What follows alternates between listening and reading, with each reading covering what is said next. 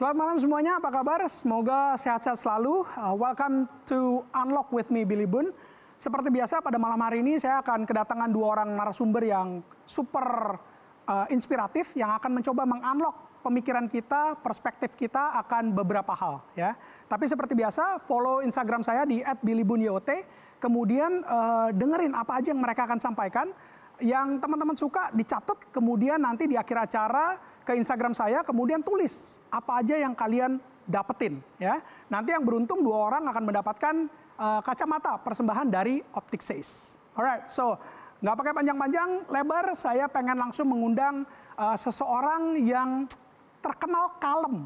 Ini yang saya takutin nih, mungkin 10 menit ke depan malah diem aja nggak ngapa-ngapain. Alright, siapa dia?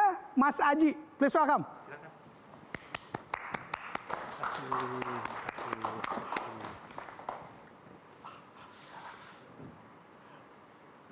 Oke. Pondasi penting terkait kesehatan mental adalah kesadaran diri, mindfulness. Seberapa sering tubuh kita di sini, tapi pikiran kita ngelayap ke sana kemari. Seberapa sering kita terus tergesa-gesa menjalani hidup ini, sampai kita seringkali mengabaikan kesehatan mental kita. Seperti kamu yang nonton acara ini, ya tubuh kamu, mata kamu melihat layar TV. Tapi sadarkah kamu seberapa sering tubuhmu mikirin masa lalu dan mikirin masa depan?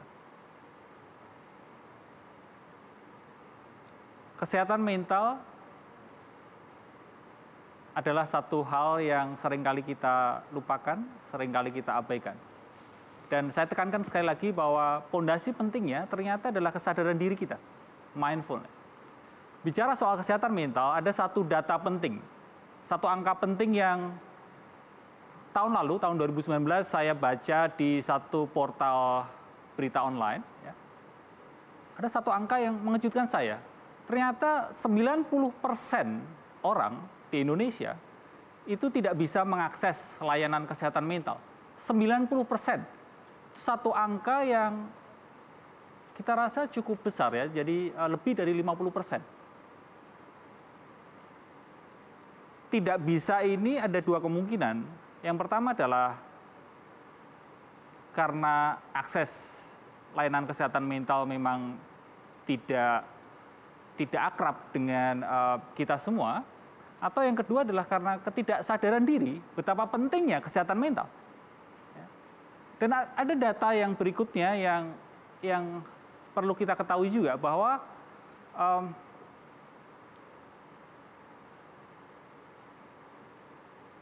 kebersediaan atau ketersediaan jumlah psikiater ya di Indonesia itu kurang lebih 600 sampai 800 psikiater. Dan psikolog klinisnya 1.700. Ya. Di seluruh Indonesia sayangnya hanya terpusat di Jawa. Apa akibatnya? Akhir-akhir ini kita tahu bahwa di kesehatan mental kita diminta untuk yuk kita kalau ada isu kesehatan mental, yuk kita ke psikolog, yuk kita ke profesional, yuk kita ke psikiater. Tapi dengan data seperti ini, perlu kita sadari juga bahwa kalau semua orang ke psikolog, ke psikiater, ternyata perbandingannya tidak sehat. Satu psikiater itu berarti perlu melayani 300 sampai 400 ribu orang. Bayangkan, bisa-bisa malah ke depannya ini menimbulkan masalah yang baru. Nah, kenapa saya mengawali pembicaraan saya dengan menceritakan soal kesehatan mental, karena saya ingin bercerita sekilas mengenai perjalanan kesehatan mental saya. Saya lahir di keluarga yang tidak seperti pada umumnya, itu yang saya rasa. Kenapa? Karena saya lahir di keluarga broken home. Sejak kecil saya dirawat, bertumbuh, kembang, sampai segede sekarang, itu saya dirawat oleh ibu saya. Dan ada satu momen penting juga, semasa kecil saya akrab sekali dengan rasa kesepian, kemarahan. Ada rasa saya kehilangan sosok ayah. Saya terus mencari, saya terus melanjutkan hidup saya dengan penuh kemarahan, penuh penyesalan. Kenapa ya kok saya lahir di keluarga seperti itu? Setelah saya melanjutkan hidup saya dengan kondisi kebingungan, apa sih tujuan saya hidup? Saya harus kemana?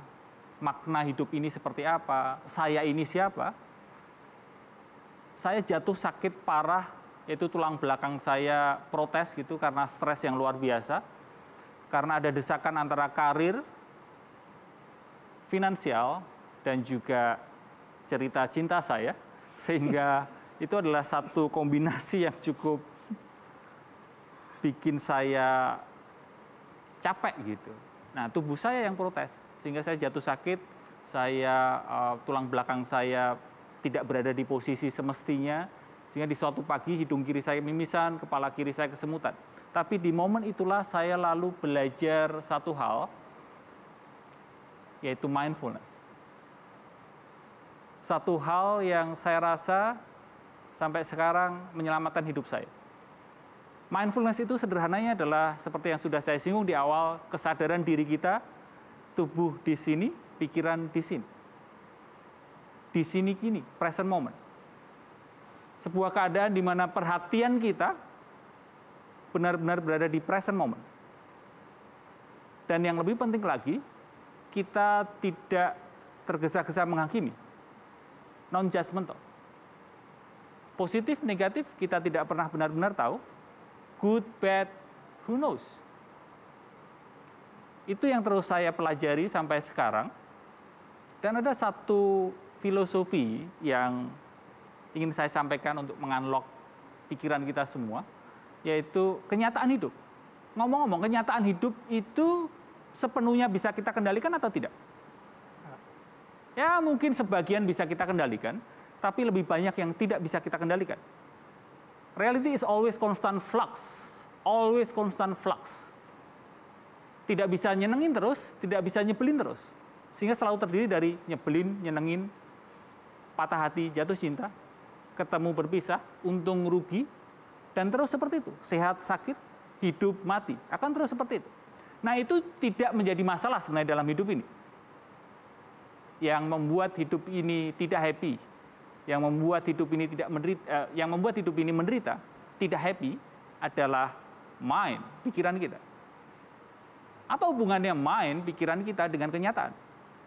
Mind, pikiran kita hanya mau yang nyenengin, nggak mau yang nyebelin. Benar begitu kan? Hanya mau jatuh cintanya, nggak mau patah hatinya. Hanya mau untungnya, nggak mau ruginya. Ya?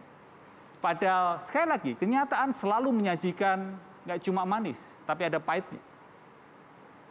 Terjadilah konflik antara mind di fungsi think, berpikir, dengan reality.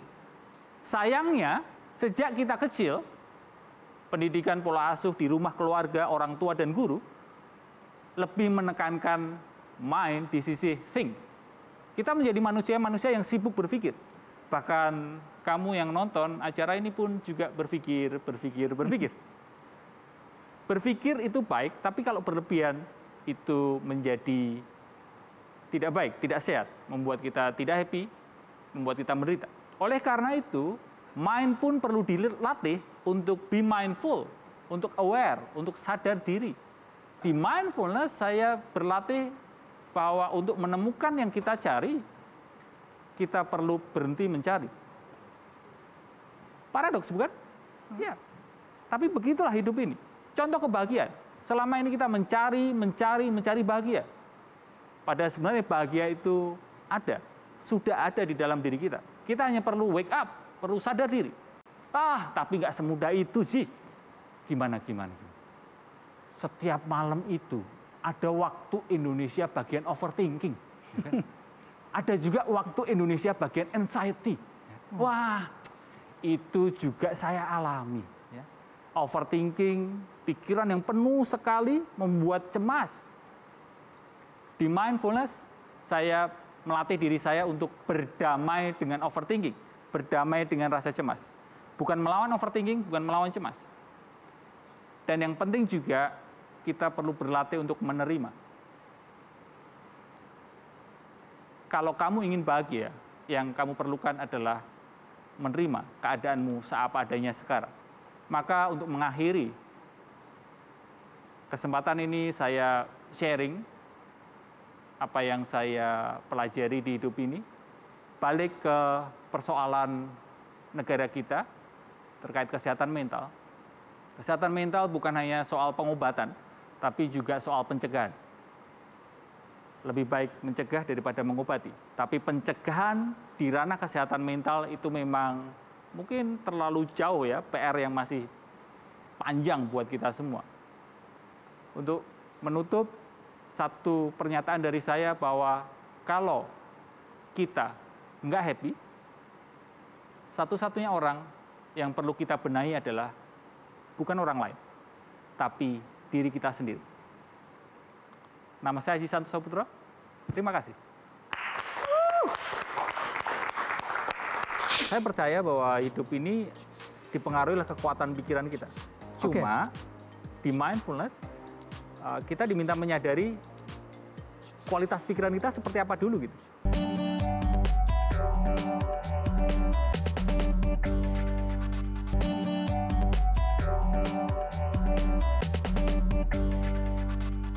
Mas Haji, thank you so much. Sama-sama. Ini kayaknya malam ini saya mesti ngomongnya lebih tenang kali ya. Hah? Seharusnya kebawa nih. Dan tadi presentasinya tenang banget soalnya. Meskipun tadi juga masih ada rasa gugupnya juga sih gue. Masa sih? Oke. Tapi gini. Mas Haji kan terkenal nih ya, terkenal mindfulness gitu ya. Kalah terkenal sih sama Billy Boon sih. Enggak, kita lagi ngomongin mindfulness ya. Iya. Nah gitu. Kan apa terkenal mindfulness-nya gitu ya. Nah, itu it's all about being present sekarang gitu kan. Nah, saya karena sejak Mas Haji hadir di Inspira Webinar yang on top gitu ya. Terus kemudian saya makin ngeliatin segala macam, makin belajarin gitu yang saya udah tahu gitu loh. Intinya orang-orang sukses di seluruh dunia nih yang super hebat gitu ya. Itu mereka orang-orang yang totalnya begitu saya baca, kenapa mereka bilang, oh mereka meditasi pagi hari gitu kan. Nah jadi akhirnya long story short, saya udah mulai mencoba nih Mas Haji, meditasi nih. Meskipun beginner banget gitu ya, 10 menit tiap pagi, tapi udah rutin sekarang.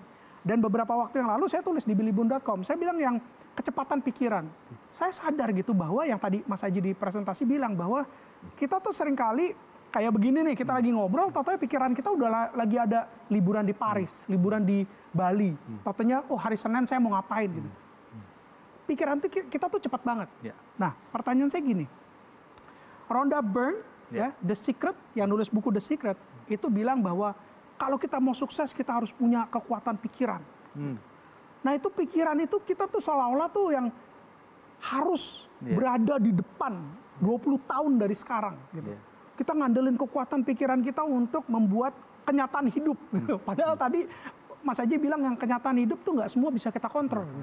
Nah ini kan kontradiktif banget nih. Nah kalau pandangan dari Mas Haji gimana? The Secret itu terkenal dengan law of attraction. Bagaimana kita memvisualisasikan masa depan sehingga itu bisa menarik kita dapatkan gitu. Saya percaya bahwa hidup ini dipengaruhi oleh kekuatan pikiran kita. Cuma di mindfulness kita diminta menyadari kualitas pikiran kita seperti apa dulu gitu. Kan? Kalau kualitas pikiran kita nggak jernih, kualitas pikiran kita belum tenang, ya apa yang kita tarik, apa yang kita inginkan itu bisa menjadi musibah. Jadi keinginan kita belum tentu baik buat kita kan. Tergantung kondisi pikiran kita. Jadi kayak semacam ini. Misal saya mabuk gitu, literally mabuk, minum alkohol gitu. Ketika saya ditanya temen gitu, Ji, kamu pengen apa gitu? Saya bisa saja kepengin makan kelereng gitu. Padahal itu sesuatu yang berbahaya kan. Nah, mabuk itu pun juga terjadi di pikiran kita yang belum tenang, belum di present. Jadi keinginan saya dengan kondisi pikiran yang tidak jernih, dengan kondisi pikiran yang tidak mindful, ya keinginan saya bisa malahan membuat hidup saya menderita. Jadi sebelum menarik apa-apa yang kita inginkan, pastikan ininya jernih dulu. tenangkan diri dulu. Dan biasanya loh ya, biasanya orang-orang yang memang benar-benar tenang, keinginannya sudah nggak ada lagi. Oke, alright. Oke, itu direnungkan, itu harus direnungkan tuh ya. Paling tidak berkurang lah keinginannya. Berkurang ya, berkurang ya. I agree. Oke, kalau berkurang, saya sedikit banyak bisa relate. Kalau nggak ada keinginan, saya itu terlalu ini sih, terlalu talk ya, terlalu. Itu udah langit ketujuh, kayaknya belum nyampe. Paling tidak mengurangi keinginan. Oke, nah sekarang saya mau nanya nih, banyak orang bilang nenangin pikiran atau menenangkan hati. Yang mana tuh sebenarnya? Latar belakang saya psikologi secara ilmiah gitu ya. Cum laude mula tadi kan? Ya itu hanya bonus saja sih. Ya. Oke. Sehingga hati itu sebenarnya letaknya di mind ya. Kalau secara neuroscience, kalau berbicara soal kata-kata puitis gitu kan, hati itu adalah satu hal selain dengan pikiran. Jadi ada kata hati gitu. Tapi kalau kita melihat mind otak kita, ada satu bagian namanya amigdala. Amigdala inilah yang bertanggung jawab atas perasaan kita. Jatuh cinta kita, happy kita, cemas kita, rasa-rasa yang kita alami sehari-hari itu salah satu yang bertanggung jawab adalah amigdala ini. Jadi saya tetap melatih pikiran saya untuk menenangkan hati saya. Oke, jadi kalau ngomongin tentang karir, ngomongin tentang sukses, ngomongin kepemimpinan, leadership dan seterusnya gitu, banyak orang yang bilang oh iya kalau leadernya perempuan itu lebih banyak memimpin dengan hati. Itu sebenarnya itu, nah which is kan banyak orang yang mungkin ngomongnya oke, kalau memimpin dengan hati atau bertindak dengan hati itu dengan empati gitu kan. Nah padahal sebenarnya semuanya tetap bagian dari pikiran ya. Tenangkan pikiran, maka kita akan lebih mampu mengelola perasaan kita. Dengan latihan mindfulness, duduk diam hening, meditasi, maka kita akan lebih gitu, lebih menyadari apa yang sedang kita pikirin, apa yang sedang kita rasakan, itu emosi kita, perasaan kita gitu. Kalau kita tidak menyadarinya, bagaimana kita bisa mengelola kan? Betul. Ya, itu menjadi kunci yang paling dasar. Kita tergesa-gesa mengelola, padahal kita tidak menyadari apa yang sedang kita pikirin, apa yang sedang kita rasakan. Betul. Nah sekarang saya mau nanya nih, dikenalnya sebagai apa sih? Guru meditasi, mindful atau apa? Apa sekarang sibuknya ngapain? Saya sendiri pun sampai sekarang masih mencari tahu siapa diri saya itu, Billy. Jadi memang mencari tahu sebenarnya saya ini siapa gitu. Jadi apapun itu sebutannya, ya saya iyain aja gitu. Nah sekarang coba kasih tahu kesehariannya seorang Mas Aji dari pagi bangun jam berapa, kemudian apa yang dilakukan terus yang ada hubungannya dengan being mindful ini? Kalau terkait bangun pagi, saya tidak ada jam persis karena saya mengikuti tubuh saya aja. Kalau tubuh saya memang tidur dan minta bangun jam 5, ya bangun jam 5. Jadi nggak pakai alarm-alarman enggak ya? Ya, saya mengikuti kebutuhan tubuh saya. Saya tidak memaksa tubuh saya gitu. Jadi ketika bangun, biasanya terus minum air putih, ya, lalu meditasi dulu. Karena saya percaya sitting practice, mindfulness practice di awal itu menjadi penjaga kegiatan-kegiatan saya, pemilihan keputusan yang saya lakukan sepanjang hari.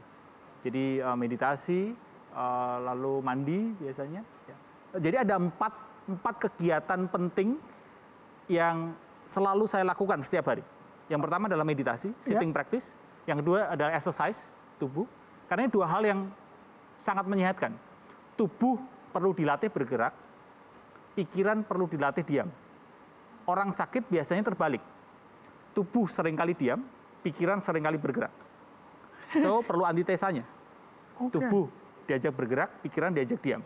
Lalu dua berikutnya yang terus saya lakukan setiap hari adalah membaca dan menulis. Wow. Yang lainnya hanya bonus. Ya saya ngikutin aja, spontan aja. Kalau diundang ke sini ya diundang ke sini ya kan. Gitu. Jadi kemana? Spontan aja. Tidak ada satu jadwal yang kaku. Beberapa hal sama tuh. Pagi bangun nggak pakai alarm, minum air putih, meditasi. Sama plank. Sama plank. Mas Aji, thank you so much udah berbagi. Jangan kemana-mana. Udah dapetin ya intisarinya ya, bahwa sebelum kita sampai nanti kalian kena mental illness, galau-galau makin parah, tadi kita udah ngobrolin, udah dipresentasin sama Mas Aji tentang pencegahannya. Alright, being mindful, kenalin diri sendiri. Don't go anywhere. Oke. Cheers, man. Thank you. Nggak ada tepuk tangan ini. Ya udah, akhirnya saya ngajar, udah happy nih, udah banyak job. Tiba-tiba corona datang.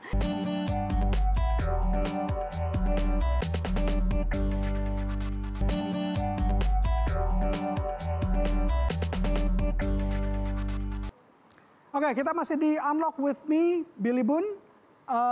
Pastikan kalian habis ini ke Instagram saya @billybunyot. Kemudian tulis apa aja yang kalian suka dari apa yang sudah disampaikan oleh Mas Aji dan kemudian narasumber saya berikut ini. Nanti yang beruntung bisa dapetin kacamata persembahan dari Optic Says. Alright, so without any further ado, saya mau memanggil seorang bukan motivator tapi praktisi motivasi, gitu kali ya. Alright, please welcome Riana Ri. Silakan. Thank you, Bill. Iya, bukan motivator. Halo semua, senang sekali hari ini bisa barengan dengan kalian semua dan hari ini mau sharing sesuatu yang kayaknya nyolek banget, mungkin buat kamu dan buat saya. Yaitu adalah hal apa yang bikin kita berhenti. So, what is stopping you? Kenapa sih kita berhenti? Kenapa kita nyerah? Kenapa kita pikir kayak udah capek? Segini-segini aja. Lagi pula juga kayaknya tuh ketinggian. Aduh tuh kayaknya bukan gue lah. Atau ya itu mungkin cuma buat kaum privilege. Sekarang kan lagi heboh ya. Privilege nggak privilege. Jadi mau ngobrolin soal ini hari ini. Semoga by the end of the session ada sesuatu di kamu dan saya yang berubah gitu. Yang berubah apanya ya? Nggak tahu. Cara pikir, mental, hati, pikiran, you decide. Nah, kata-kata ini sering banget ada di kepala kita. Aduh, udah deh, kayaknya nggak bisa, udah ketuaan. Siapa coba? Umurnya berapa sih? Ngomong bilang ketuaan. Terus ada yang bilang, aduh malu, soalnya yang lain tuh sekolahnya lebih tinggi. Yang itu dari luar negeri sekolahnya. Atau ada lagi bilang, aduh udah telat lah, gue udah kayak gini, udah terlanjur, kerjaannya udah kayak gini. Atau ada lagi juga suka bilang gini, aduh kayaknya tuh anak milenial deh yang bisa kayak gitu, kalau udah sekitar kita tuh gak mungkin, Ri. Gitu. Ada juga yang bilang gak punya waktu, karena ya mungkin ada yang sudah berkeluarga, ada yang udah punya tanggungan macam-macam, ada yang aduh ini skripsi aja gak kelar-kelar. Atau ada lagi yang lebih parah lagi, udah terima nasib aja deh. Dan saya kasih sejuta alasan ditaruh sini. Gak apa-apa. Di slide pertama ini gratis, boleh ya, silahkan. Kasih segala macam alasan yang kalian punya. Udah nih. Oke, nah sekarang setelah udah punya sekian banyak alasan kenapa kalian berhenti dan kenapa kalian menyerah, saya kasih satu contoh orang ini. Kalian tahu nggak Stanley? Kalau yang suka Marvels pasti tahu dong, aku suka banget Marvels. Nah dia ini baru bisa dapat big break-nya, artinya apa? Artinya dia itu tadinya sebelum dia dapat big break, dia punya banyak banget kesalahan, kegagalan, kefrustrasian, dan masih banyak. Dan dia baru dapat big break-nya itu waktu dia ulang tahun ke-39. Bayangin, dia itu big break-nya gara-gara dia bikin Fantastic Four.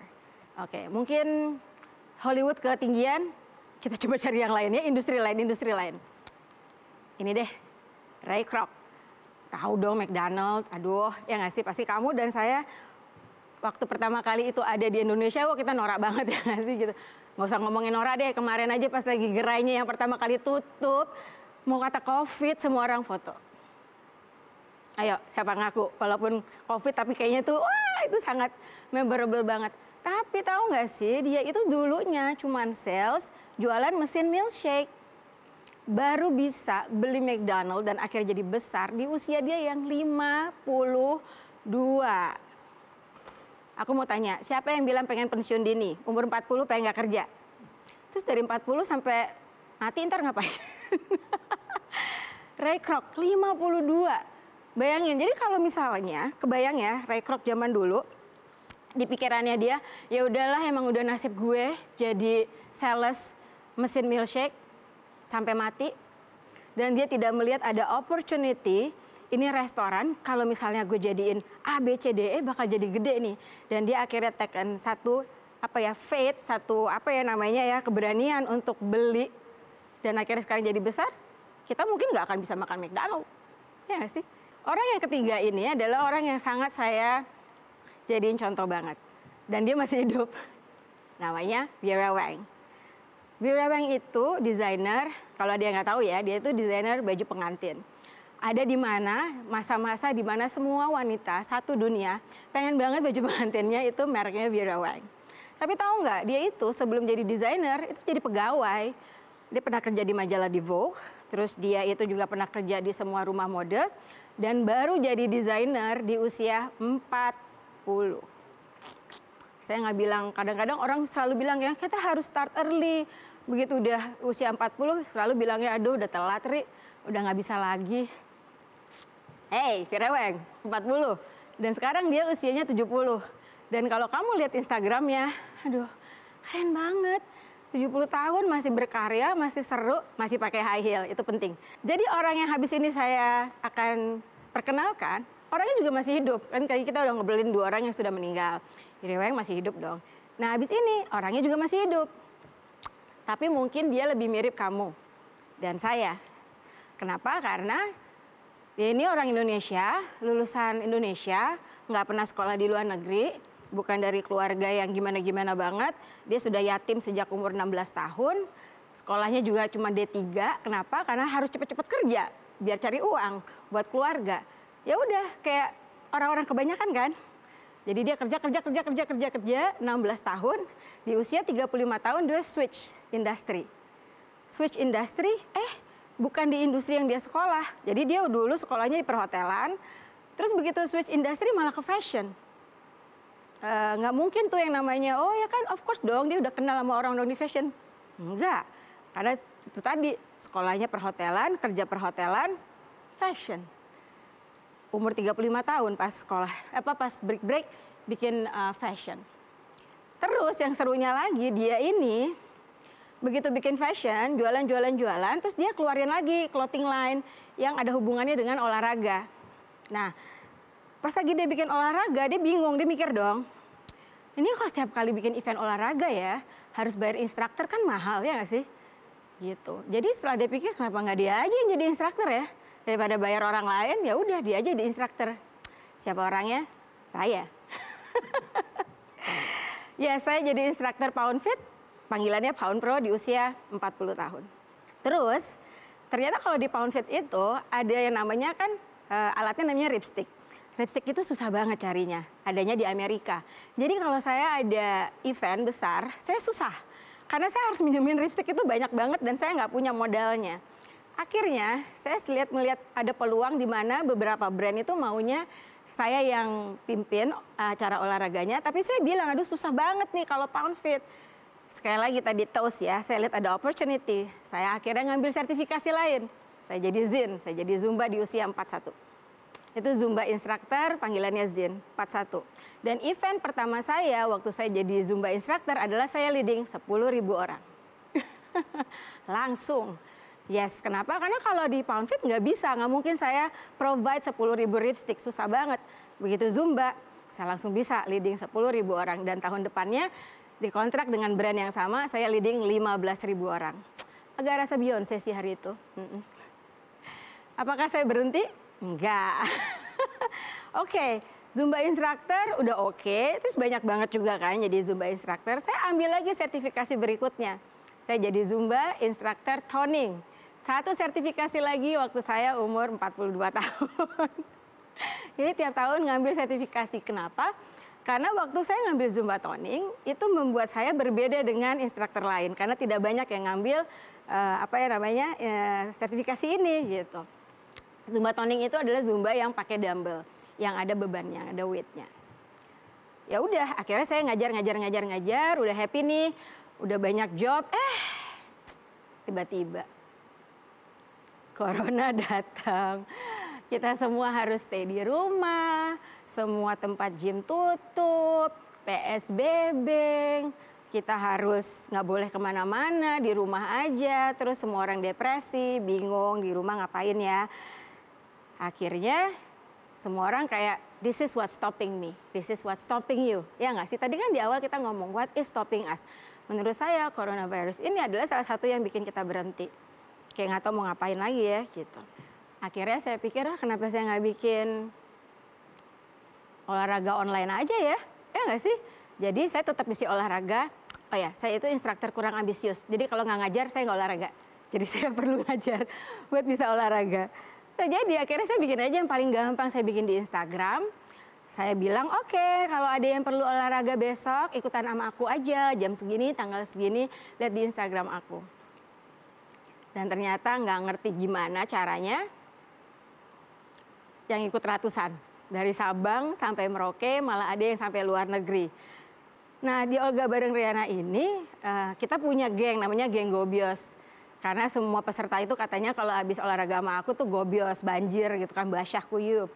Nah, geng gobios ini kita kan hanya ketemu di online ya, nggak kenal. Tapi ada satu yang sangat bikin saya sangat terharu kemarin. Jadi gini, setiap tahun saya tuh selalu bikin charity event on my birthday. Dan uangnya saya memang dari tahun lalu dedikasikan untuk Rumah Harapan Indonesia. Tahun ini saya bikin lagi dong kemarin pas lagi saya ulang tahun. Jadi hari itu saya bikin pertama kali event online. Nggak di mall karena saya takut. Kalau bareng-bareng olahraga saya masih tetap nggak mau. Jadi saya bikin eventnya online. Geng Gobios semuanya pada ikutan. And you know what? Hari itu saya mengumpulkan 37 juta rupiah. Dan itu hanya pas eventnya. Setelah event masih ada lagi. Masih ada lagi. Dan begitu akhir hari, begitu kita tutup, kita mengumpulkan 42 juta rupiah. Jadi sekali lagi yang saya mau tanya dengan kalian.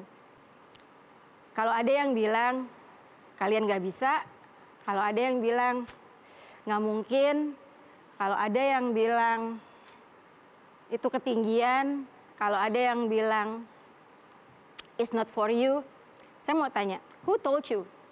Siapa yang bilang? Who told you yang bilang kalian gak bisa? Who told you yang bilang kalian gak mampu? Who told you? Jadi, instead of what is stopping you, kita ganti yuk. What can I do? Terima kasih. Jadi, kalau misalnya hari ini masih hidup, bisa coba segala macam hal. Ya kenapa gue berhenti ya gitu.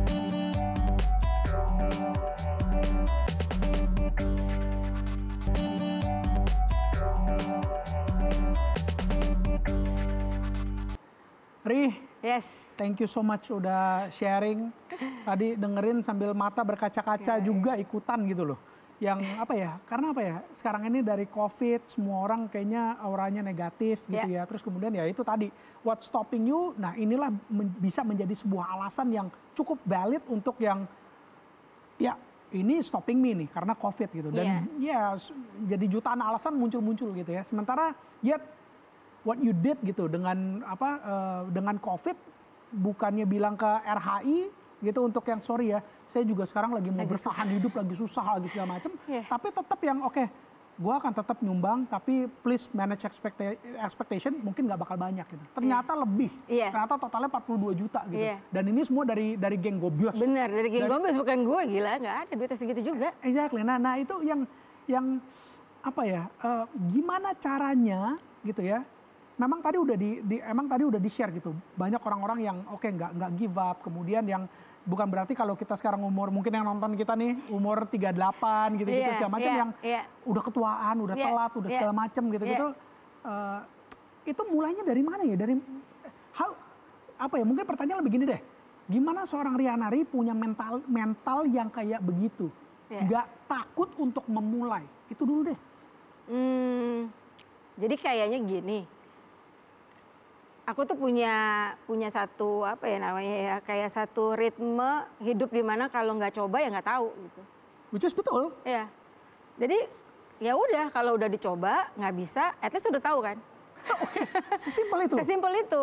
Sama aja makanan, baju gitu. Malah ada banyak banget orang-orang yang baju aja dari SMP, SMA, kuliah, kerja, kawin, gaya bajunya nggak pernah beda. potong rambut dari kecil sampai kawin, potongan rambutnya tetap sama. Nah kayak gitu bagaimana mau berubah tuh? Kan bingung ya. Simple banget, which is kalau potong rambut ya kalau salah potong nanti juga panjang lagi. Bener juga ya. Iya. Iya gitu. Jadi sebenarnya gue tuh nggak pernah percaya dengan yang namanya YOLO. Oke. Semua orang bilangnya you only live once, Ya, gitu, iya. ya kan? Gue nggak percaya itu. Jadi- Gue lebih percaya you only die once. Oke, you You live live every every day. Oke, ya true. Iya, gitu. Jadi kalau misalnya hari ini masih hidup, bisa coba segala macam hal. Ya kenapa gue berhenti ya gitu? Kenapa gue nggak coba? Ya coba aja gitu. Kalau nggak berhasil ya udah, itu udah pernah coba. Tapi malu. Nah itu lucunya. Kadang-kadang orang suka bingung, lu tuh malu sama siapa ya? Ngapain lu pedulin gitu ya? Nggak gini, pertanyaannya kadang-kadang kita juga harus tanya, kecuali Oke. lu melakukan sesuatu yang asusila. Oh iya, Ya iya, malu betul, dong, betul, karena betul. itu kan tidak sesuai dengan Norma. Tapi kalau mencoba sesuatu, ya kalau Apalagi dengan niatnya baik iya, gitu terus ya. kalau gagal, ya udah tuh malu sama siapa gitu. Sering banget orang-orang itu mensabotase diri sendiri. Oke. Itu bahasa yang paling sering sekali aku kerjain. Jangan coba sabotase diri sendiri, karena sudah banyak banget orang di luar sana yang akan berusaha sabotase. Ya kan? Mungkin juga kadang-kadang ada yang niatnya baik sih, kadang-kadang kan orang tua suka, udah mimpi jangan tinggi-tinggi nak, ntar kalau misalnya jatuh sakit Ya, gitu kan. Gitu. betul. Ya tapi kalau nggak pernah jatuh kan nggak tahu rasanya sakit. Jadi seorang Rianari nggak pernah punya rasa takut gagal tuh nggak ada. Saya tuh gini modelnya, kalau saya harus terjun dari pesawat, tapi kalau pakai parasut saya akan berani. Gitu aja. Jadi bukan nekat gila gitu, enggak juga, ada perhitungannya Iya, ya? iya. Kalau saya misalnya harus nyemplung ke laut, ya aku tahu aku bisa berenang, ya aku berani gitu. Tapi kalau aku nggak bisa berenang terus lu suruh gue cemplung ke laut, ya aku nggak mau dong. That's exactly dari narsum yang sebelum ini, Oh, oke. Mas Aji ngomongin tentang mindfulness. Benar. Gitu, jadi seringkali yang ngebatasin kita atau yang bikin kita kacau balau hidup kita karena pikiran kita yang udah jutaan hal dipikirin macam-macam padahal it's not even happening gitu loh. Iya, Khawatir, galau segala macam tuh karena semuanya bermulai dari pikiran. iya. Dan manusia hidup pasti punya problem. Orang yang nggak punya problem itu artinya udah mati. Problemnya yang ngurusin orang yang hidup, ya nggak sih? Iya, Gitu iya. aja gitu. Jadi kalau misalnya, aduh ntar takut bakal gini, takut. Men, artinya lu udah mati sebelum lu mati. Menurut saya sih gitu. Oke. Nah, yang mungkin semua yang lagi nonton kita harus tahu juga bahwa when you do this, itu nggak ngecas duit sama sekali. Nggak gratis. Dan kalau gosip-gosipnya dengarnya, kabar burungnya ini adalah panggilan. Ini adalah pelayanan. Ya. Ini in a way, coba ceritain. Ya jadi ya itu tadi kan kalau misalnya kalau orang yang beriman, cielah. Kan selalu berdoa ya gitu. Kalau dengan keadaan apalagi keadaan kayak sekarang kita cuma punya dua, iman sama hikmat. Ya kan gitu. Percaya bahwa aku yakin Indonesia bakal dijaga Tuhan dan kita akan baik-baik saja. Amin. Makanya saya tidak terlalu suka dengan orang-orang yang ngomong, oh ntar bakal gini. Kenapa sih jorokin dan nyukurin negara sendiri? Menurut saya kasih perkataan bagus itu sama dengan doa buat negara sendiri, ya dong. Gitu. Yes. Jadi saya selalu percaya itu gitu. Nah yang kedua adalah what can I do tadi gitu. Kalau misalnya aku pengen nyumbang uang, ya nggak punya banyak juga. Mau nyumbang tenaga jadi garda depan, aku bukan orang medis, jadi nggak bisa bantuin yang sakit. Terus aku bisa ngapain dong gitu? Ya udah, di situ aku pikirannya adalah ya udahlah, kayaknya bisa bantuin orang yang sehat, tetap sehat. Gimana caranya? Ya salah satunya pakai olahraga. Jadi mereka nggak menu-menuhin rumah sakit, udah segitu gampangnya. Gitu, makanya dari awal dibikin di Instagram Live adalah karena itu free access buat semua orang. Selama kamu punya internet, ya udah olahraga bareng yuk di rumah gitu. Dan lucunya akhirnya yang satu olahraga, terus dia ngajak teman yang lain, ngetek teman yang lain, ngetek teman yang lain, ngajak mertua, ngajak anak, wah seru gitu. Jadi akhirnya ya itu tadi tujuannya kan biar kita sehat bareng-bareng ya, jangan aku doang sehat sendiri, ya kamu yang nonton juga ikutan sehat. Dan ternyata ya itu segitu gampangnya. Jadi balik lagi kalau misalnya di awal pikirannya kalau aku bikin IG live kira-kira berapa yang nonton ya gitu, ya nggak akan kejadian Bil.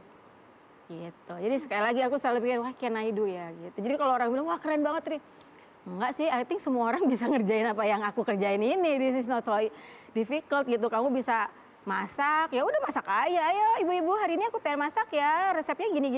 Mungkin ada yang nonton. yang tadinya nggak bisa masak di rumah, oh ternyata gampang ya, jadi masak deh gitu. Jadi nggak usah gimana ya, kadang-kadang tuh orang Nggak usah kayak banyak alasan, nggak usah ribetin di awal gitu iya ya. gitu, kayak first step pertama ya kerjain dulu aja gitu. Aku selalu percaya, selalu mulai dengan apa yang kamu suka dan apa yang kamu mahir. Kalau kamu suka tapi nggak mahir, biasanya perlu modal. Nah kalau perlu modal, ya itu kadang-kadang di situ berhenti tuh ya nggak sih, aduh sayang duitnya, terus nggak ada waktunya, bla bla bla bla. Gitu. Simple aja Bill. Simple aja ya. Alright, Rihanna, thank you so much udah Thank you berbagi. banget. God bless you dengan semua yang dilakuin. Yes. Jadi what can we do Yes, ya saat ini ya? yes, Nggak ada yang boleh stopping kita semua Nggak ya. bisa, karena life goes on, man. Masih bisa hidup, besok masih bisa ada di dunia ini, ya let's do something about it, ya nggak sih?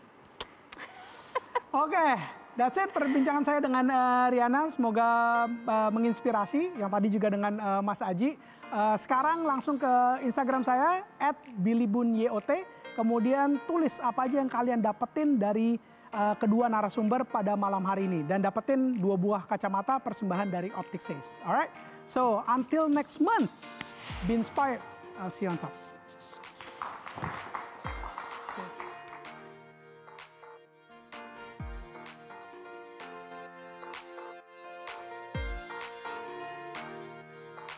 Sibuknya ngapain? Saya sendiri pun sampai sekarang masih mencari tahu siapa diri saya itu, Billy.